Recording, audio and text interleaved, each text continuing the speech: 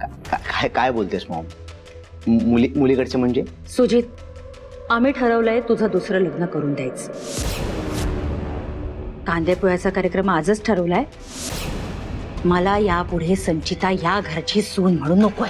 बस यार, काय बडबडतेस तू? दुसरं लग्न? एक लग्न झालंय माझं ऑलरेडी. मला काही इंटरेस्ट नाही दुसरं लग्न. कुठून हे खूळ आलंय तुझ्या डोक्यात? सांगितलं ना तुला मी, मला ह्या पुढे संचिता तुझी बायको म्हणून ह्या घरात नकोय. मुलीकडच्यांना मी आधीच सांगितलं तुझ्या पहिल्या लग्नाबद्दल. त्यांना सगळं मान्य आहे. पण मॉम, पण बिन काही नकोय मला. शपथ आहे तुला माझी, नाही म्हणू नकोस. अरे मला माझं नातवंड हवंय, या घरचा वारसदार हवाय मला. मॉम यार, तुझं काही प्लॅनिंग करत जाऊ नकोस यार. तू मला सांगत जा.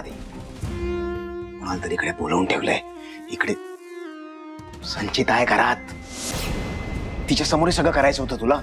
तिला जर कळलं ना, राडा करेल, अख्खं घर डोक्यावर गेल ती. कळतंय का तुला? तू तिची काळजी करू नकोस. मी बरोबर बंदोबस्त केलाय संचिताचा.